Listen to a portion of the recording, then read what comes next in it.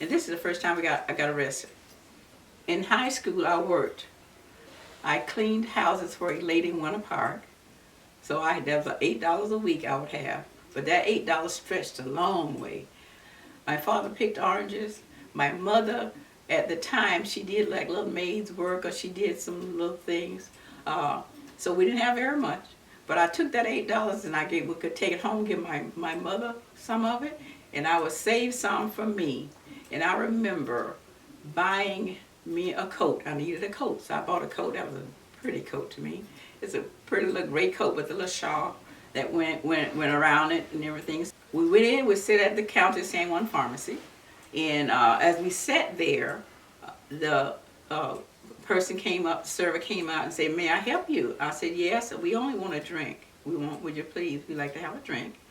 And the person she was not very kind, I remember. She came over and says, "We don't serve N-words." She used the N-word.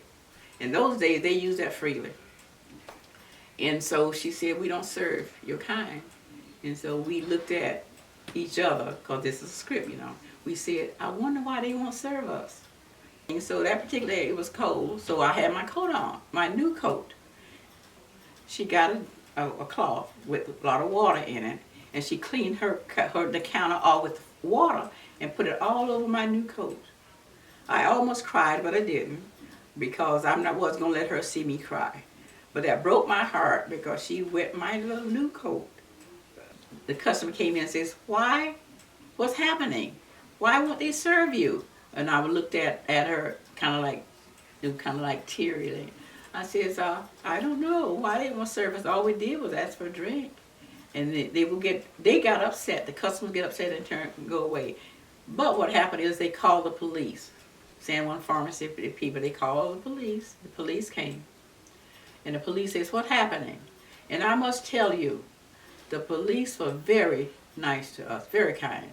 They came in, they said to us, what's happening?" I said, "We just came in and wanted them to serve us." And they said, "No, it was their property. They wanted them to arrest us and get us off." So they did. And as the guy was handcuffing us, he said, the police said, "I'm very sorry that I have to do that." So they arrested us, took us to the police station. And I remember, the other two was 16 years old, but I was 17.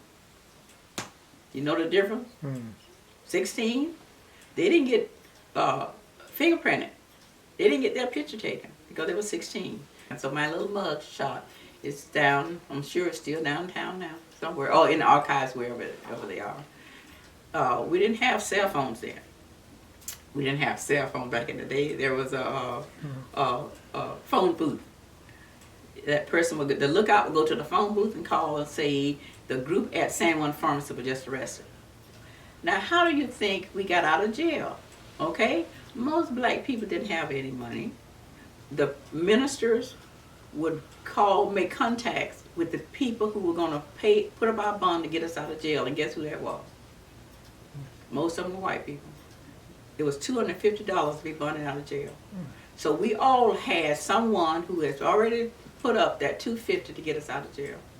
And so as soon as we got in, as soon as I got my picture taken and got my fingerprints and all those things, then someone came and got me and bonded me out and took me home. So that was the first time I was arrested. And it was not a bad experience. It just, no, we knew that we had to stick together. We had to get the job done. We had to do it.